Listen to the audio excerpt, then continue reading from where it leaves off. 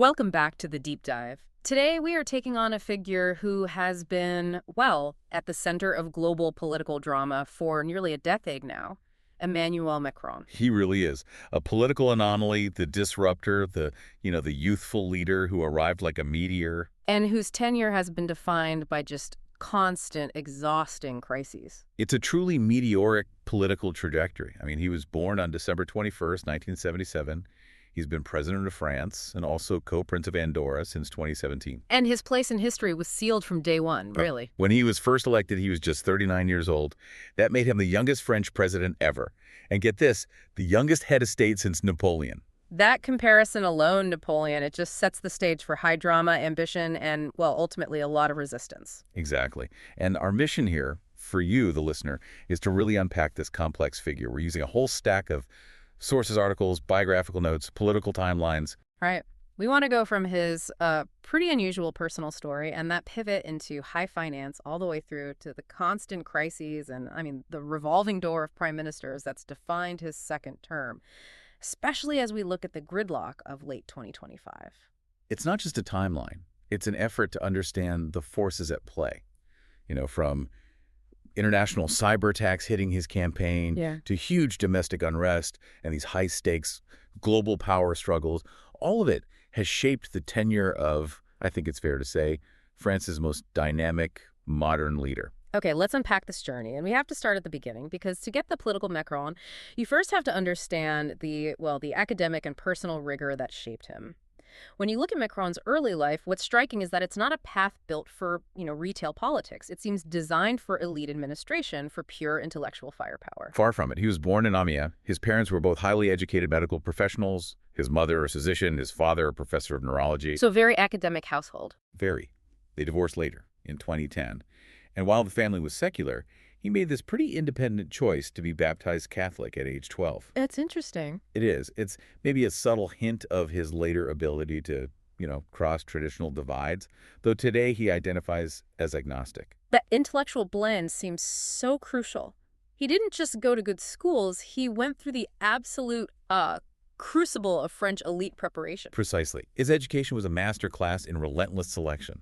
He started at the Jesuit Lycée La Providence in Amiens, which is where his most famous personal story began. And we'll get to that. And then he was sent to finish at the ultra-elite Lycée Henri IV in Paris. She graduated with the highest honors, bac S, mention très bien. And at the same time, he got a diploma in piano studies from the Amiens Conservatory. It just tells you this is someone who can handle complexity and discipline incredibly well. It does. And crucially, his early career wasn't even in policy or economics. It was in philosophy. That foundation, it has to inform his later approach to power. It absolutely has to. He was deeply steeped in high political theory. He studied at Paris Nanterre, got a DEA degree, which is a master-level qualification. And his thesis, it wasn't light reading. What was it on? Machiavelli and Hegel. These are thinkers who deal directly with the harsh realities of power, of statecraft, the role of great men in history. Wait, Machiavelli and Hegel, is that the blueprint for the Jupiterian president he later talked about? That synthesis is absolutely key. And even more critically, around 1999, he worked as an editorial assistant for the revered philosopher Paul Ricoeur. Wow. Yeah. And this wasn't some quick internship. He worked closely on Ricoeur's final major work. So he was just absorbing these dense theories on power, memory, and the state. It gave him this incredibly deep theoretical foundation for governance. But, to actually govern France, theory isn't enough. You need the administrative credentials. And he got them. After philosophy, he went straight to the administrative track, a master's in public affairs at Sciences Po, and then he graduated from the notoriously selective École Nationale d'Administration, ENA. The pipeline for France's highest civil servants. Exactly. His training there was thorough. It even included time at the French embassy in Nigeria. So by the end, he was fully indoctrinated into the elite French administrative machine, ready for any high office. But the defining story, the personal narrative that really explains his singular determination, it remains his relationship with Brigitte, which started way back in Amiens. It's the origin story of his adult life, and it is extraordinary. It began when he was a 15-year-old student at that Jesuit school. Brigitte was his drama teacher. And she was married with 3 children and 25 years older than him. Right. They met during a theater workshop, and the bond they formed was, by all accounts, immediate and incredibly powerful. The sources describe his parents being, well, profoundly alarmed. They were. They intervened and essentially forced his transfer to Paris to finish school, hoping the distance would break the connection. But it did. It did the opposite. It solidified his commitment. He apparently told Brigitte he would return and marry her. That parental intervention, it sounds less like a typical teenage drama and more like a pivotal moment. It proved his determination. I agree. It shows this unusual focus, a willingness to defy entrenched societal norms. We see that again and again in his political career. So they reconnected later. They reunited after he graduated from ENA, and they married in 2007. He doesn't have biological children, but she has 3 adult children and 7 grandchildren. And she was crucial to his rise. Allies say she helped him sharpen his public image, his communication style, essential skills for the disruptor he became. So he's trained for the civil service, but then he takes this sharp pivot, high finance, a move that really provided the capital for his political independence. Yep. After ENA in 2004, he started as an inspector in the General Inspectorate of Finance. But 4 years later, in 2008, he chose to break the mold. He paid $50,000 down to buy himself out of his government contract. That's a huge step. It's a clear, highly unusual signal that he was leaving the state sector, at least for a while, for the private world. And he went straight to the biggest leagues. Yeah. Investment banking. Rothschild and Bank. And he was a rocket ship there. By 2010, he's a partner. And here's where it gets really interesting. The financial peak for him was handling a massive deal. Nestlé's acquisition of Pfizer's infant nutrition division. What was the scale of that deal? It was valued at a colossal euro billion. Managing something that complex, especially with the world still recovering from the 2008 crisis, it just cemented his reputation as a high roller. It instantly made him a millionaire. Granting him total financial independence. Exactly. We need to quantify that because it became such a potent political weapon for his opponents later. Right. What were the numbers? Official records show he earned $2 million between late 2010 and mid-2012, and nearly $3 million between 2009 and 2013. That financial independence is fundamental. It is. He didn't need traditional party funding. He could launch his movement on his own terms. But it also created the narrative that haunted his presidency. The criticism that he was the president of the rich. A man who understood finance, maybe, better than the lives of ordinary people. So now we have the philosopher-turned-millionaire banker ready to re-enter the political arena. Let's trace his path back in, starting with his initial kind of temporary connection to the traditional political world. His early political DNA was definitely on the left, but always the reforming wing. He was a member of the Socialist Party, the PS, from 2006 to 2009, and he strongly supported François Hollande in the 2011 primary. And Hollande rewarded that loyalty, bringing him right into the core of the executive power structure. Into the Élysée Palace, yes. In 2012, he was appointed Deputy Secretary General, a very senior advisory role. But the ideological friction started almost immediately. Because he was pushing for market-oriented reforms. Exactly. And that put him at odds with the Socialist Party's deeply held traditions. What were the specific points of contention? Can you show us how radical he was within that structure? Sure. 2 crucial examples from 2012. First, he proposed temporarily increasing the symbolic 35-hour work week to 37 hours. A huge deal in France. Huge. Second, he pushed back against planned tax hikes on the highest earners, arguing it would drive capital out of the country. And later, he was against regulating CEO salaries. He was basically a classical liberal operating inside a socialist government. Sounds like an impossible position to sustain. It was. The frustration mounted. He felt he had little real influence. In June 2014, he resigned. He was disappointed he didn't get a post in the first Valls government. But the break lasted barely 2 months, a very rapid political rehabilitation. 2 months. In August 2014, Hollande appointed him to replace the staunchly left-wing Arnaud Montebourg. The contrast was instant. Macron got the nickname Anti-Montebourg. Because he was pro-EU and liberal. Exactly. At 36, he's the youngest economics minister since 1962, and he immediately stood out. And the centerpiece of his time there was the Macron Law. You called it a grab bag. What did it actually do? The Macron Law, from April 2015, was designed to unlock the economy. It was a package deal.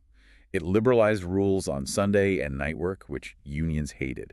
It eased restrictions on coach travel, which sparked competition.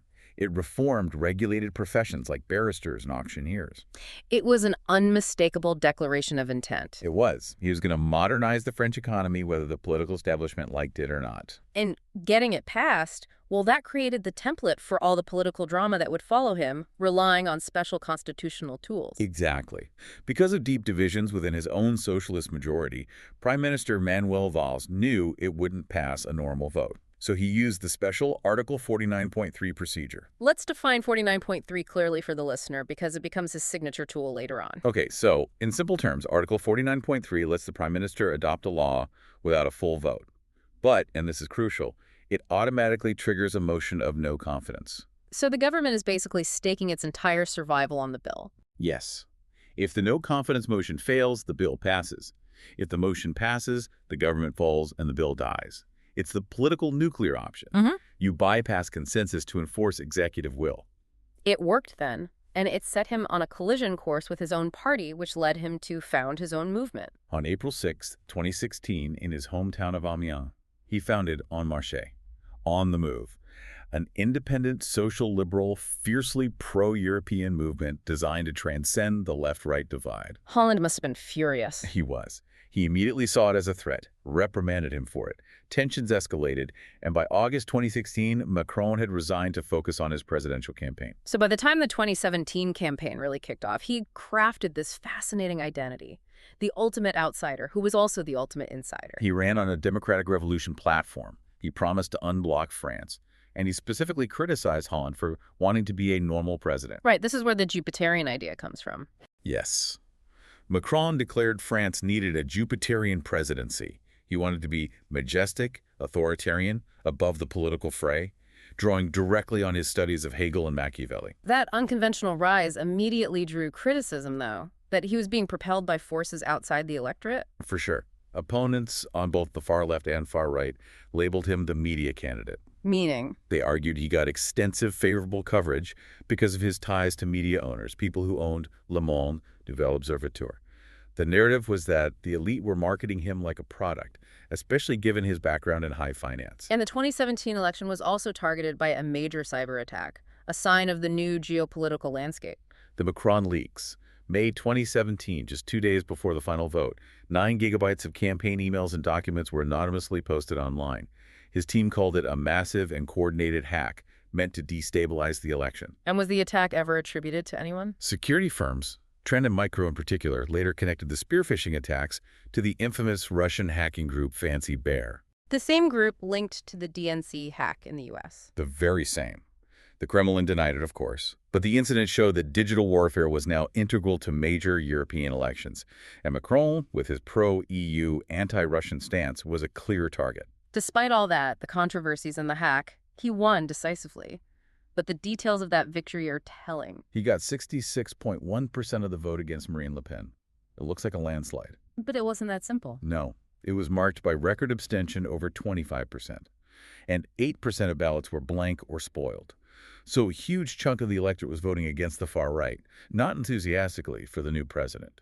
That lack of deep popular legitimacy would really plague his approval ratings for years. So entering the Élysée, Macron has a strong mandate. He quickly gets a comfortable majority in parliament. And his first priority was fulfilling that promise to clean up French politics and, assert his Jupiterian authority. Yes. On domestic policy, his first win was anti-corruption. He banned elected officials from hiring family members, which was a direct response to the Fillon scandal that had derailed his main conservative competitor. But his administration immediately ran into trouble on a really personal issue, which sort of challenged that promise to lead by example. The proposal for an official-funded First Lady role for his wife, Brigitte. While many countries have that, in France it was seen as, well, monarchical. Especially given his Jupiterian aspirations. Exactly. And contradictory to his anti-nepotism stance. The backlash was immediate and huge. An online petition got nearly 290,000 signatures in just a few weeks. So he backed down. He was forced to. He had to abandon the plan for an official salaried role. It showed an early sensitivity to public opinion when pushed hard enough. The main thrust of his early presidency, though, was the structural overhaul of the labor market. That was really his life's work at that point. He aimed to fundamentally shift French labor relations, move away from the centralized adversarial system towards a more flexible, consensus-driven model like you see in Germany or Scandinavia. So how did he do that? He pushed through reforms to empower negotiation at the company level rather than national union agreements. And he capped payouts for dismissals, which was supposed to encourage companies to hire more readily because the risk of litigation was lower. And were there any tangible results from that push before the big protests began? There were. During this period, the reforms were credited with a real improvement. Government figures showed unemployment had dropped by 1.8%, the biggest drop since 2001. A crucial, measurable success for his agenda. It was, even as the political opposition was raging. And yet, despite the job growth, he got this reputation that just stuck. President of the rich. That label was a direct result of his first tax policies. In 2017, he famously replaced the existing wealth tax, the ISF, which targeted global assets. With a new tax that focused only on real estate. Exactly. By removing financial assets like stocks and bonds from the wealth tax, opponents immediately framed it as a massive gift to the financial elite, his old friends, and it cemented that president of the rich narrative. That became the rallying cry for all the protests that followed. And before the Yellow Vests even emerged, he had this massive confrontation with the military that showed his ruthless determination. The clash with Chief of General Staff Pierre de Villiers. July 2017, just weeks into his presidency, Macron imposed an $850 million cut on the military budget. And de Villiers publicly objected. He did, citing readiness concerns, and the confrontation escalated. De Villiers reportedly told a parliamentary group, "I will not let myself be flaked like this." Wow, that's unprecedented. Totally. Open defiance of the commander-in-chief. Macron accepted his resignation, replaced him immediately, and sent a clear signal. I am the boss. Dissent will not be tolerated. That tension between top-down reform and internal resistance, it just exploded in late 2018 with the Yellow Vests. That became the defining feature of his first term. The Gilets jaunes protests were a societal explosion. They started in November 2018, a spontaneous response to a planned fuel tax increase. It was seen as punishing working-class and rural commuters while the president of the rich protected his wealthy friends. The high-vis vest became the symbol of marginalized France. It did. And the protests were massive, relentless, lasting well into 2020. They morphed beyond just fuel tax into a general rejection of Macron's perceived aloofness and his whole style of governance. And the impact? Paris saw constant street battles, vandalism. It forced Macron to launch the Grand Débat National, a series of town halls to try and reconnect. But the protests just hammered his political capital. His approval rating plummeted to around 25% by the end of 2018. A historic low. And it was in the middle of all this that he tried his first major pension reform. Yes, round one. Announced in late 2019, the plan was incredibly ambitious.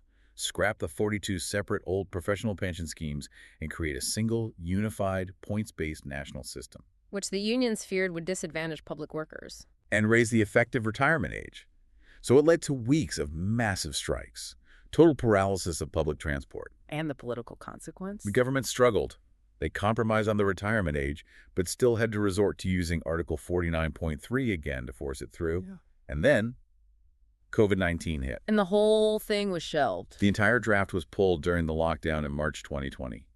The reform died, but the political poison remained. And then came the Benalla affair, which shook the very foundations of the executive's integrity. Oh, the Benalla affair in 2018 was a huge crisis.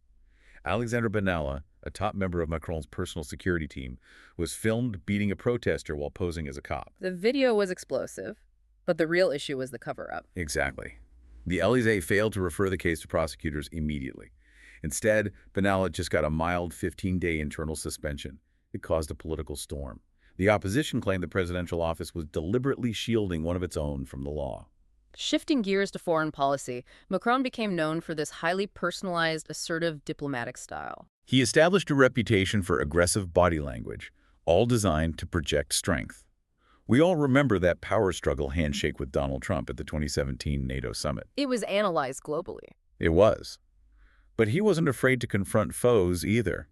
When he met Putin at Versailles in 2017, he directly called out Russia Today and Sputnik as organs of influence and propaganda, of lying propaganda. He also strategically navigated the trade tensions between the U.S. and China, positioning France as an independent player. That was the 2019 China pivot. During the height of the U.S.-China trade war, Macron and Xi Jinping signed deals worth $40 billion. Including a massive Airbus purchase. A $30 billion purchase of Airbus planes, yes. plus deals on French chicken exports, financial cooperation. It was a major assertion of French economic power, showing that France would not be forced to choose sides. That desire for independence led directly to the huge diplomatic fallout with his closest allies, the AUKUS Pact. The AUKUS deal in September 2021 was a diplomatic explosion, the deepest rift in French-U.S. relations in decades. Australia just abruptly canceled its $56 billion submarine deal with France, in favor of a nuclear sub-deal with the U.S. and U.K. And France reacted with absolute fury. They saw it as a profound breach of trust, a backstabbing by key allies. The French response was historic. It was the diplomatic equivalent of dropping a nuclear bomb. For the first time in history, France recalled its ambassadors from both the United States and Australia. Wow. The White House later had to issue a public statement of regret, but that event solidified Macron's push for strategic autonomy.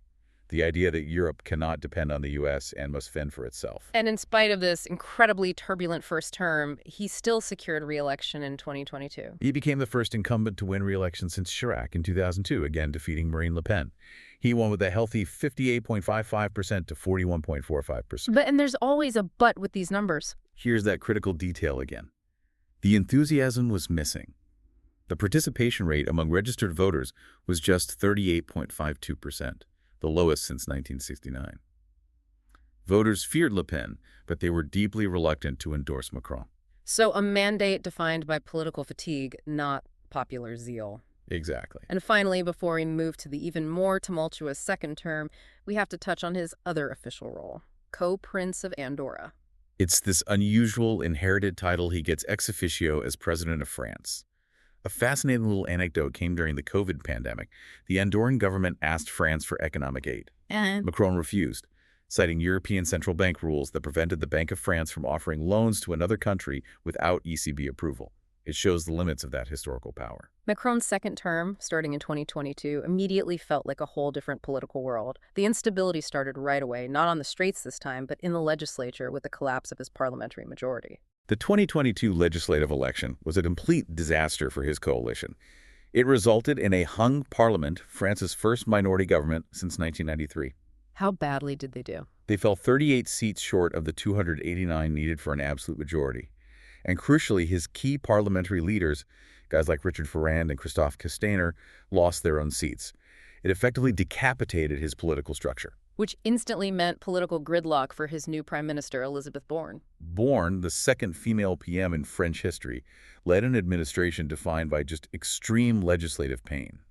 Her government was characterized by the repeated, almost routine reliance on Article 49.3. How often did they use it? Get this statistic. Her cabinet had to use it 10 times in a row just to pass the 2023 budget. It just highlights the severe instability, the government's total inability to find consensus on even core financial laws. This legislative bottleneck then culminated in the inevitable second attempt at pension reform, which was, again, politically explosive. Pension reform, round 2, March 2023. The goal was raising the retirement age from 62 to 64. Macron saw this as essential for his legacy. But with a minority parliament, he knew it wouldn't pass. Right. So the government, for the final time under Borne, once again used Article 49.3 to force it through without a final vote. And the public reaction, was it worse than 2019? It was explosive. The reliance on 49.3 just intensified the massive nationwide protests and strikes.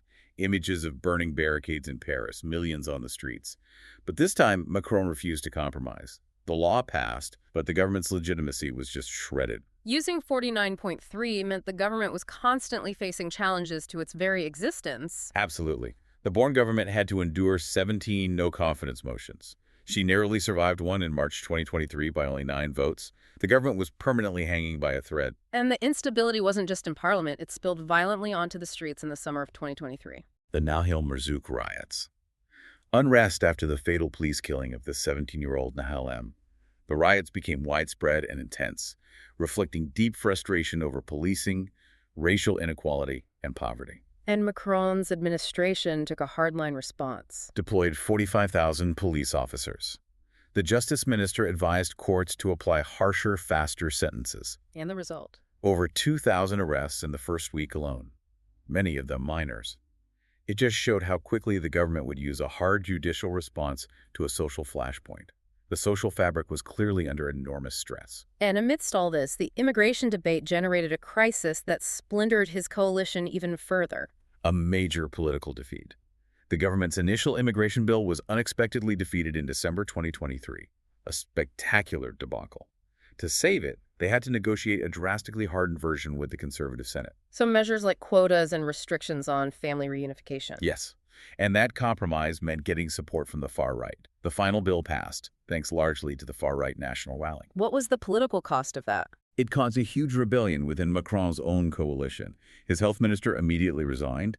It's just underscored the ideological rifts. Macron was willing to rely on the far right to govern, which destroyed his Republican front image. Despite the chaos, though, he did successfully champion one major constitutional reform. Yes, a historic success. In March 2024, he got a constitutional amendment passed to protect abortion as a guaranteed freedom. This was the first constitutional reform in France since 2008 and a significant milestone.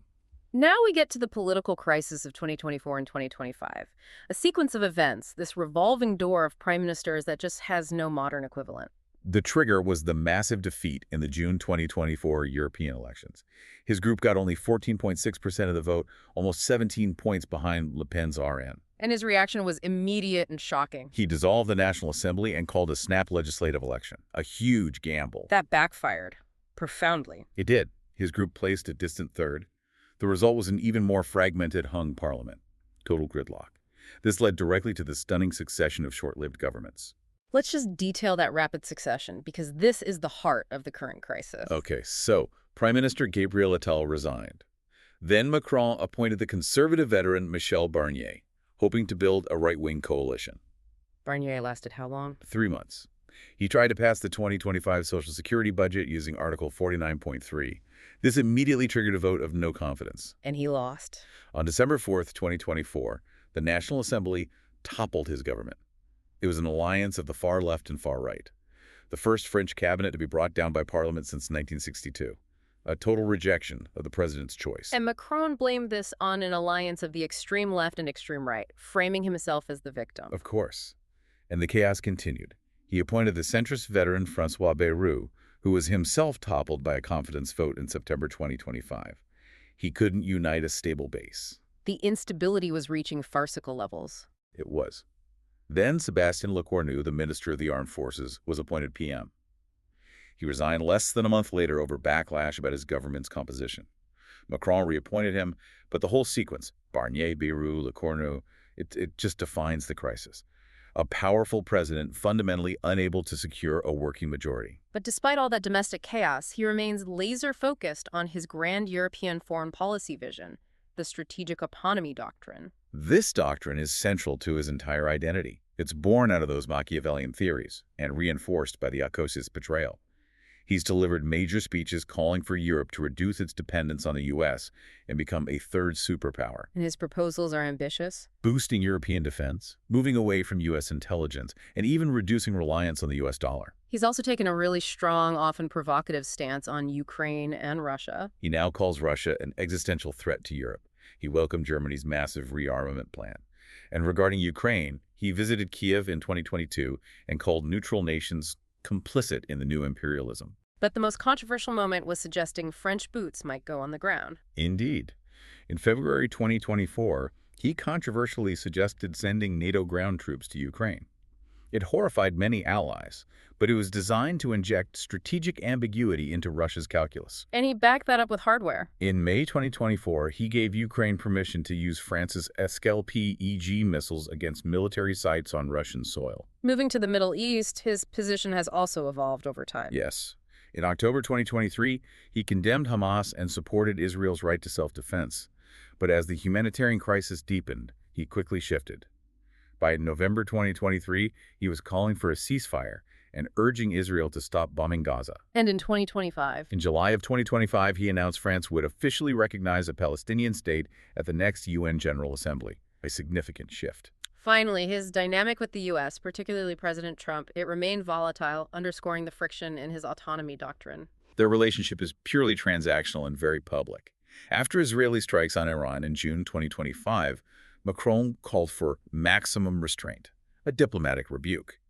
Then he had this highly public dispute with Trump over the U.S. president's abrupt departure from the G7 summit. Trump publicly contradicted him. Wrote that Macron always gets it wrong. Stay tuned. And that was followed by a substantive policy disagreement. Yes.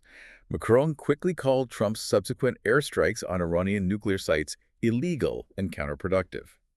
This constant friction shows that even as his domestic power is collapsing, Macron remains determined to assert France's independent geopolitical voice, often in direct opposition to Washington. #OutShirazen. What a monumental and, well, paradoxical timeline. If you were to condense the core of the Emmanuel Macron story from 2017 to late 2025, it's just defined by these two dueling forces, the domestic struggle for legitimacy and this ambitious, unyielding drive for global influence. Precisely. He was the philosopher, the banker, the outsider, who won 2 terms by shattering the traditional system. Yet his second term has been defined by this deep structural rejection from the parliament. This gridlock has created unprecedented instability, forcing him to rely on constitutional bypasses like 49.3 and to manage this chaotic series of short-lived governments, Barnier, Bayrou, Lecornu, in a way France hasn't seen in over 6 decades. But internationally, the chaotic domestic scene hasn't slowed his ambition one bit. He remains arguably the most forceful advocate for a strong, strategically autonomous Europe. He's trying to position the EU as a third superpower, independent of the US. He seems to believe his mission just transcends his approval ratings. It's the ultimate paradox. The man who wants Europe to be a global power acts as a sovereign leader, while at home, he runs a state that is structurally incapable of passing a budget without a constitutional threat. So what does this all mean for the future, especially for the rest of Europe? And here's where it gets really interesting, and this is the provocative thought we want to leave you with. If France's political system continues to reject stability, forcing a powerful president to rely on constitutional bypasses and unstable governments that can fall with a simple vote, what are the long-term implications for France's credibility as the leader pushing for that European independence, for the strategic autonomy doctrine on the global stage? Is Macron's personal ambition strong enough to outweigh the structural paralysis of the nation he leads?